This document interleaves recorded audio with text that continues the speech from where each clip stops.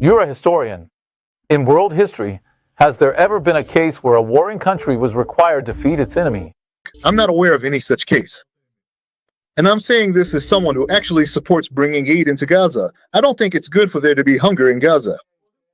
Still, we have to tell the truth. Many countries have provided wartime aid to refugees, aid to the needy, and certainly aid to enemy civilians in territories they've occupied once they control the area. But to systematically provide large-scale aid to enemy territory that is controlled by the enemy, I don't know of any other example besides Israel and Gaza. So how can this be explained? Is it Israeli weakness, or is it again something anti-Semitic, putting on us something that no other nation has ever done? How did this happen to us? Yitzhak, in addition to everything you said, which is all valid and true, we also have to add our own mistake, which really contributes to this. Usually, when you fight an enemy and conquer territory, you take over the land, along with its population, and then you manage that population, military rule, civil administration, and sometimes you later transfer it to another authority.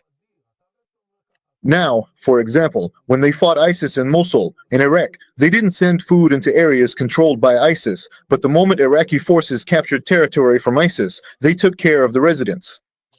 What happened here is that Israel actually refused to establish a military government, and so no alternative was created for the population. The deterioration is a global issue. There's a population here that's stuck with no solution, and we need to help them, and that's how this anomaly came about.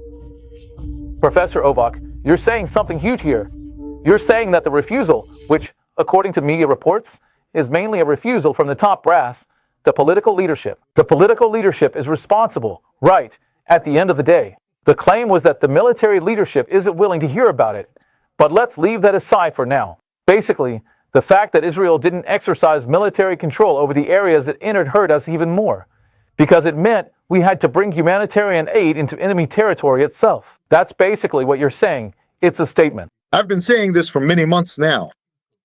I think that ever since Israel ignored the basic principle in military history, that if you want to topple a regime, in this case the Hamas regime, you establish control over territory. You establish control over the population. What's the worst thing? Yes. When you have ministers in the government who don't stick to ministerial discipline, when the government is running a policy. Yeah. Let's say, for example, the issue of humanitarian aid to Gaza. Suppose the goal is to replace the Hamas regime and not to settle in the Strip. That's the Prime Minister's policy, right? There needs to be discipline in the government, because I'm trying to explain Israel's real policy abroad, and then you see a headline from Itamar Ben-Gvir saying destroy, kill, smash, annihilate, Amalek. You understand that this undermines all our efforts, because people abroad see this and think it's government policy. It would be one thing if it actually was government policy, but it's not. And then these ministers come, speaking to their base here in the country, and just sabotage Israeli diplomacy. And you know what? This is worse than all the problems I mentioned earlier in the foreign ministry, because they're causing real damage. They're not. It's not a blunder. It's sabotage. There are massive smear campaigns against us, but sometimes, in our own foolishness, we end up providing what you might call the final piece of the puzzle, which helps reinforce those lies in the world's consciousness. So I don't understand, for example, why I'm bringing in a lot of aid, but even my finance minister says I'm only bringing in minimal aid, when in reality the aid is much more than minimal. So if I'm providing aid that's much more than minimal, why not take credit for it?